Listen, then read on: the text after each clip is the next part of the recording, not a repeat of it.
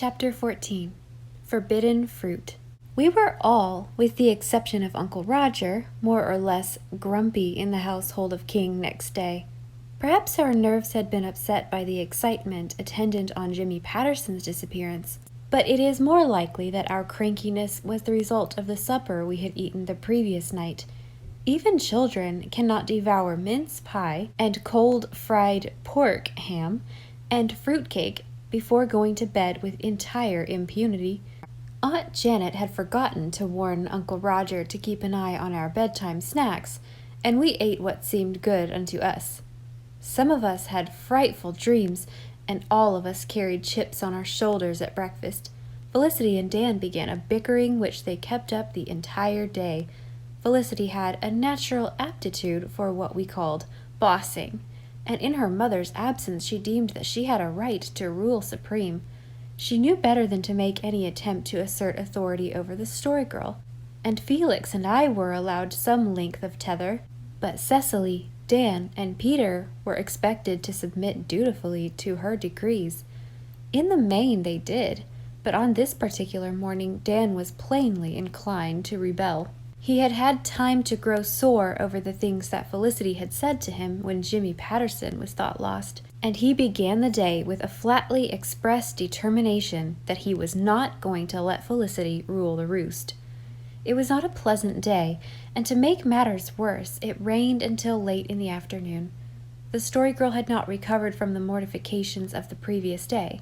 She would not talk, and she would not tell a single story. She sat on Rachel Ward's chest and ate her breakfast with the air of a martyr. After breakfast, she washed the dishes and did the bedroom work in grim silence. Then, with a book under one arm and Pat under the other, she betook herself to the window seat in the upstairs hall, and would not be lured from that retreat, charmed we never so wisely.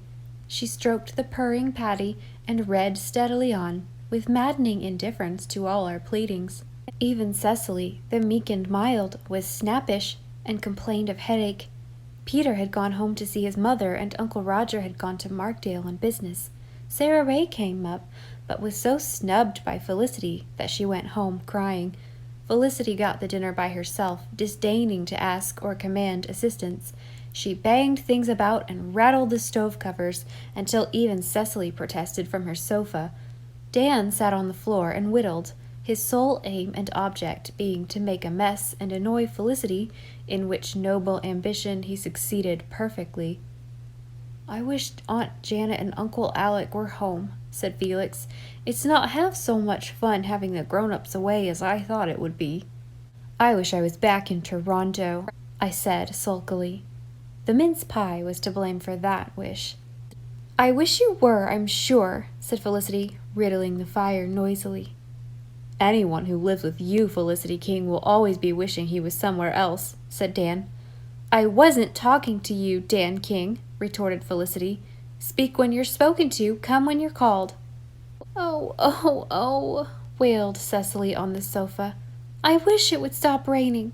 I wish my head would stop aching. I wish Ma had never gone away. I wish you'd leave Felicity alone, Dan." "I wish girls had some sense," said Dan, which brought the orgy of wishing to an end for the time. A wishing fairy might have had the time of her life in the King kitchen that morning, particularly if she were a cynically inclined fairy. But even the effects of unholy snacks wear away at length. By tea-time things had brightened up. The rain had ceased, and the old low-raftered room was full of sunshine which danced on the shining dishes of the dresser, made mosaics on the floor, and flickered over the table whereupon a delicious meal was spread.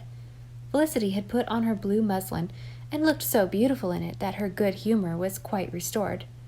Cecily's headache was better, and the Story Girl, refreshed by an afternoon siesta, came down with smiles and sparkling eyes. Dan alone continued to nurse his grievances, and would not even laugh when the Story Girl told us a tale brought to mind by some of the Reverend Mr. Scott's plums which were on the table. "The Reverend Mr. Scott was the man who thought the pulpit door must be made for spirits, you know," she said. "I heard Uncle Edward telling ever so many stories about him. He was called to this congregation, and he labored here long and faithfully, and was much beloved. though he was very eccentric. "What does that mean?" asked Peter. "Hush, it just means queer," said Cecily, nudging him with her elbow. "A common man would be queer, but when it's a minister, it's eccentric." "When he gets very old," continued the Story Girl, "the presbytery thought it was time he was retired. He didn't think so, but the presbytery had their way because there were so many of them to one of him. He was retired, and a young man was called to Carlisle. Mr. Scott went to live in town, but he came out to Carlisle very often and visited all the people regularly, just the same as when he was their minister. The young minister was a very good young man and tried to do his duty, but he was dreadfully afraid of meeting old Mr. Scott, because he had been told that the old minister was very angry at being set aside, and would likely give him a sound drubbing if he ever met him. One day the young minister was visiting the Crawfords in Markdale, when they suddenly heard old Mr. Scott's voice in the kitchen. The young minister turned pale as the dead, and implored Mrs. Crawford to hide him, but she couldn't get him out of the room, and all she could do was to hide him in the china closet. The young minister slipped into the china closet, and old Mr. Scott came into the room. He talked very nicely, and read and prayed. They made very long prayers in those days, you know. And at the end of his prayer he said, 'O Lord, bless the poor young man hiding in the closet. Give him courage not to fear the face of man. Make him a burning and a shining light to this sadly abused congregation.' Just imagine the feelings of the young minister in the china closet. But he came right out like a man, though his face was very red, as soon as Mr. Scott had done praying. And Mr. Scott was lovely to him, and shook hands, and never mentioned the china closet. And they were the best of friends ever afterwards." "How did old Mr. Scott find out the young minister was in the closet?" asked Felix. "Nobody ever knew. They supposed he had seen him through the window before he came into the house, and guessed he must be in the closet because there was no way for him to get out of the room." "Mr. Scott planted the yellow plum tree in grandfather's time," said Cecily, peeling one of the plums. "And when he did it he said it was as Christian an act as he ever did. I wonder what he meant. I don't see anything very Christian about planting a tree." "I do," said the Story Girl sagely. When next we assembled ourselves together, it was after milking, and the cares of the day were done with. We foregathered in the balsam fragrant aisles of the fir-wood, and ate early August apples to such an extent that the Story Girl said we made her think of the Irishman's pig. "An Irishman who lived at Markdale had a little pig," she said, "and he gave it a pailful of mush. The pig ate the whole pailful, and then the Irishman put the pig in the pail, and it didn't fill more than half the pail. Now how was that when it held a whole pailful of mush?" This seemed to be a rather unanswerable kind of conundrum. We discussed the problem as we roamed the wood, and Dan and Peter almost quarreled over it, Dan maintaining that the thing was impossible, and Peter being of the opinion that the mush was somehow made thicker in the process of being eaten, and so took up less room. During the discussion we came out to the fence of the hill pasture where grew the bad berry bushes. Just what these bad berries were I cannot tell. We never knew their real name. They were small, red-clustered berries of a glossy, seductive appearance, and we were forbidden to eat them because it was thought they might be poisonous. Dan picked a cluster and held it up. "Dan King, don't you dare eat those berries," said Felicity in her bossiest tone. "They're poison. Drop them right away." Now Dan had not had the slightest intention of eating the berries, but at Felicity's prohibition, the rebellion which had smoldered in him all day broke into sudden flame. He would show her. "I'll eat them if I please, Felicity King," he said in a fury. "I don't believe they're poison. Look here." Dan crammed the whole bunch into his capacious mouth and chewed it up. "They taste great," he said, smacking, and he ate 2 more clusters, regardless of our horror-stricken protestations and Felicity's pleadings. We feared that Dan would drop dead on the spot, but nothing occurred immediately. When an hour had passed, we concluded that the bad berries were not poison after all, and we looked upon Dan as quite a hero for daring to eat them. "I knew they wouldn't hurt me," he said loftily. Felicity's so fond of making a fuss over everything. Nevertheless, when it grew dark and we returned to the house, I noticed that Dan was rather pale and quiet. He lay down on the kitchen sofa. "Don't you feel all right, Dan?" I whispered anxiously. "Shut up," he said. I shut up.